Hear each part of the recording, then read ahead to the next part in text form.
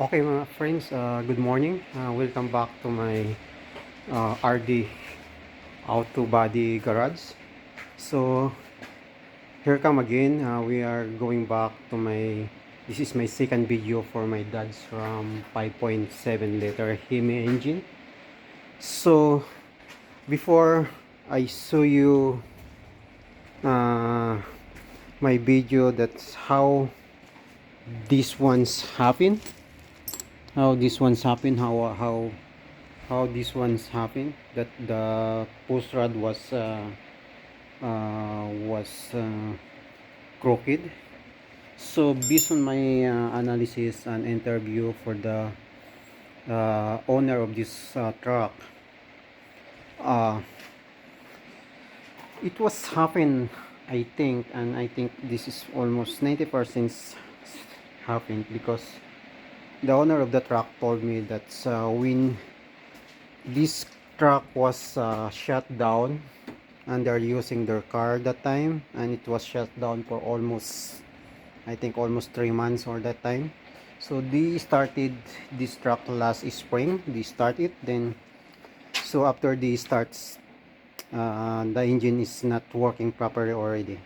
So my analysis is like this. So they start this truck during the springs, or during the spring, or little bit cold. So when he start this truck, since it was stuck for almost 3 months, this control arm, this rocker arm, not control arm, this rocker arm, see this one, this was connected, uh, the other portion was connected for the push rod, and the other side, this one is connected in the spring and the bulb. So why it's happened that this one was crooked? uh, since it was stuck, and there is some moisture coming in this round tube, the exhaust and the inner tube, see this one. So this rocker arm was frozen that time. That's my analysis. So this rocker arm was frozen that time, and when he tried to start, uh, this one was crooked because that one is frozen. So that's my analysis. And this one, the problem for this is, I think it was already long time ago that the bolt of this portion was loosened little bit, so that why when it will up by the camshaft, it was broken. So the different scenario in this area. So how we can eliminate this kind of problem? First, this one, you need to follow the manufacturing recommendations, how to bolt properly, because I seen YouTube somebody teaching you that you need somebody bolt end to end. So that is not good. So if you are tightening anything, you always start in the middle, then spread it away like that. So when you're tightening even in the cylinder head, that's a basic rule for tightening anything. You need to start in the middle, but not tighten in the right, in the required torque first. Tighten maybe if the standard, for example, this one is 25 foot-pound. So tighten this one first, like 12 foot-pounds, half. So you start always in the middle. Don't start on the end to end. Why? So when you start end to end, there is a gap, or there's a possibility that there is the load of this end was not so much distributed, and it will little bit bend in this portion. So if you start in the middle, so it will contact already that stopper, then it will spread out, so you know that the alignment is very good. So that's the problem for this. I know somebody also removed this, because when I check the lifter, this one, I removed the lifter because I thought that's the lifters have a problem. See this one, all the lifter was intact. It's like new. See, it's like new because you cannot see any damages for the lifter for this kind of engines, like 220 kilometers already, 220 kilometers, 220,000 kilometers already. So all the lifter was intact. There is no movement. There is no movement. So see, so I thought that I need to replace this lifter, but everything is good.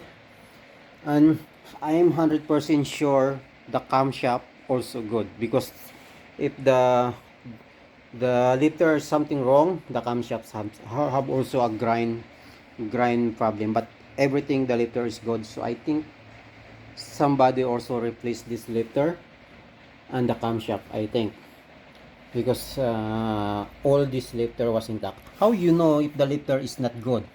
So this is the loader of the lifter. So the purpose of the lifter is this one was contact by the lobe of the camshaft.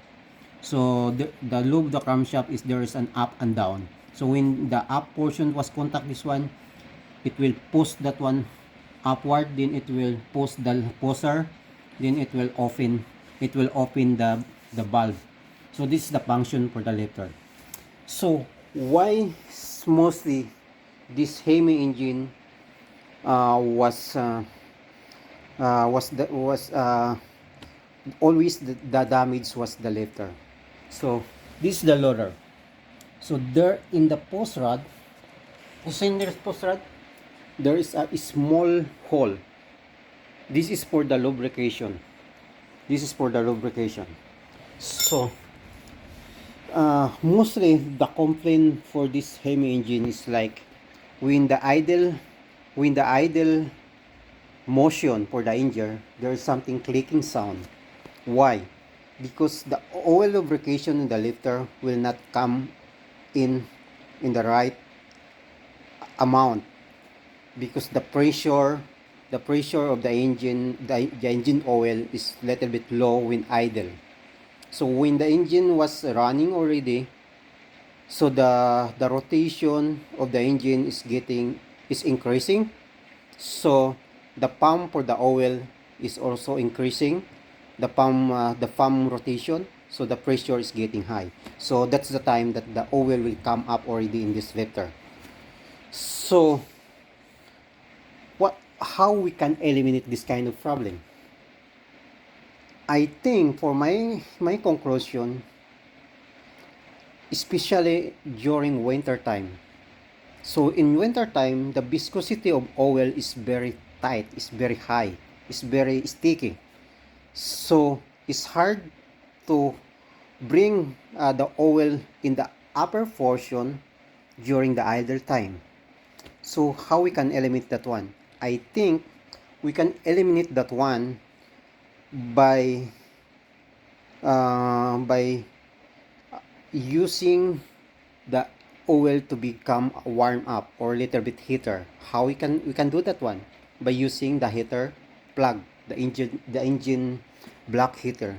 I think this kind of engine we need to use every time the block heater during winter time, so that the viscosity of engine oil will a little bit lighter.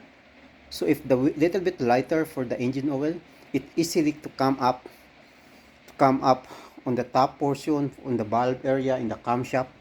So I think that's the main problem of this engine. So try to always use the block heater, because we accept that there's a problem for this design because of this lifter. There's a problem. But if we can eliminate that one, so try to always use the block heater during winter time, so that the viscosity of oil is getting lighter and it can easily come up to the top portions of the engine. So now I'm ready to reinstall because I have already the new rocker arm parts, and I have already a rod that to replace this one. So everything is good to go. And this one, I have, since I removed the cylinder head, I ordered two cylinder head gasket, and I ordered also some gasket for the for for the valve cover and the valve lifter, and the intake manifold gasket. I ordered already, so everything is ready to go. But I need to I return back the cylinder head bolt, but the standard for this don't follow with me, because the standard it is if you remove the cylinder head cylinder head assembly, you need to replace this cylinder head gasket. But for me, this is my project car. And then after this car is after this truck was done, this is my service truck. So for me it's okay if I have a customer, so I need to replace this one. So for now, that's all, and thank you so much for watching my video. Bye.